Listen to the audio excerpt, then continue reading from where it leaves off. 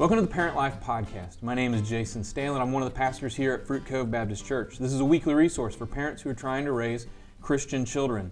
Christmas is almost here. We're only a few days away, actually, and many of you are preparing to travel. Maybe you got some airplane tickets, or you're packing up to go see grandma, or maybe you've even got family coming your way, and so you're dusting off the air mattresses. But family is all about this part of this year. And so as part of the ParentLife Podcast, I want to talk a little bit about what do you do if family's coming, or you're going to family, and you don't like them, or it causes drama, or you've got Cousin Eddie in your family and he's about to roll up in an RV and you just don't know where it's going to go. So joining us today for the first time is Darin Dunham. He's our new pastor to senior adults here at Fruit Cove.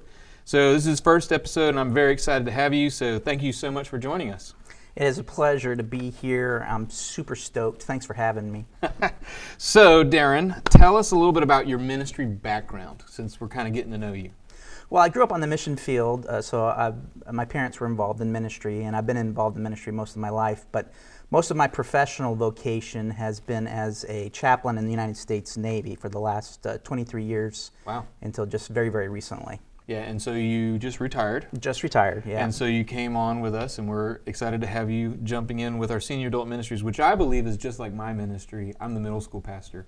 It's just a slight age gap, but the same problems. That's really, it's all about, who's the who in the zoo. So, in my experience, let's say you're going to family. The holidays seem to heighten the family drama, right? Yep. And for the most part of the year, you might see them here or there, or maybe this is the only time you see that family member. So, how would you encourage families to handle these kind of situations? Well, I think it's all about expectations, or at least expectations are a big part of it. We kind of build Christmas up into sometimes this event that can never meet all of our expectations. So yeah. And with family, it's difficult because sometimes they're the ones that you struggle with the most, ironically. The strangers you're okay with, but when it comes to family, sometimes that's where we get irritated, we get annoyed, there's tension, and things can go south in a hurry.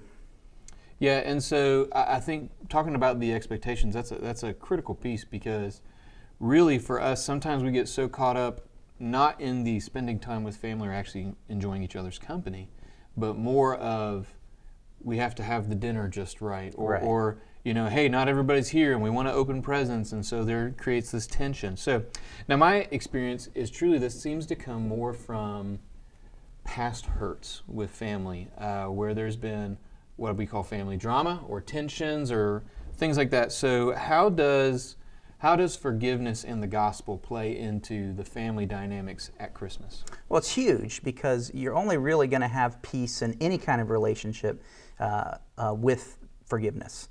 A lot of times, I don't know for everybody's families the same way, but sometimes you'll notice that arguments will carry on just where they left off a year ago. And you're kind of like, how does that happen? Why does that happen? And I think through the power of forgiveness, we kind of are able to have a clean slate. We're not carrying over baggage from a year ago or from a last argument that was unresolved, and we get through the first 5 minutes of kind of a honeymoon period, and then we're at it again. We're right back into that tension and that anxiety and that frustration and those hurt feelings. But through forgiveness, we're able to kind of let that go, and we truly are starting over with a clean slate. So it's definitely critical, I would say.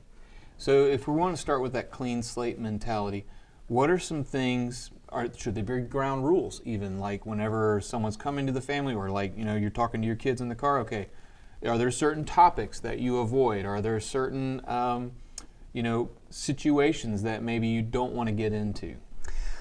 I think it's hard to have like a rule book, because every family is going to be different, and every family is going to have their hot button topics or their hot button personalities involved in it.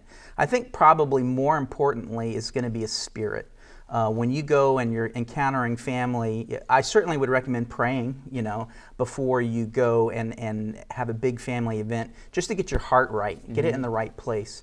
So you go in with a mentality of seeking peace. So not so much just avoid a topic as thinking to yourself, I'm here to create peace. This is a memory. We have no guarantees that we'll all be together next Christmas. It's truly a special, unique situation, and we just take it kind of for that special moment that it really is. So now let's kind of complete it with this question. I would argue all families, not just many or most, but all families have people in them that do not believe, that are not born again Christians, who have surrendered their life to the Lord, and they're going to be there. Right. And so it's not just sometimes about the tension, even if they believe different or live different than you, but it's more of you're representing Christ to them. Absolutely, right? yeah. So what are some ways that our parents and their kids can even talk to their kids about, this is how we want to represent Jesus to our family? Right. Well, I think the other part of that is just consider what messages they're getting from society. Christmas is that most frantic time of year. Commercialism is at its peak. We're all into buying things.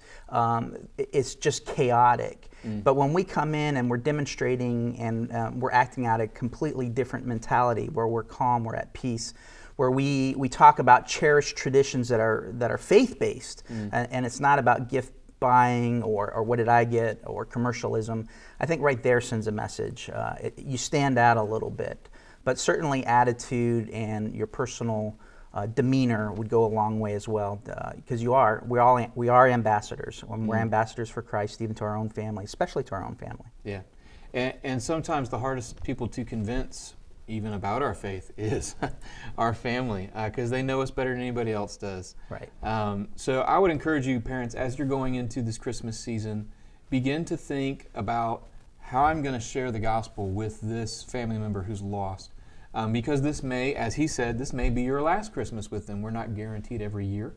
But on top of that, God has put you in that place, with that family member to be able to speak that way. And I would encourage you, begin to have those conversations with your kids as well. Who is it that you can share the gospel with? Is it a cousin? Is it the neighbor's kid who always seems to come over to your family's party or something like that? Who is it that you can consider, okay, Lord, who do I need to be witnessing to this year?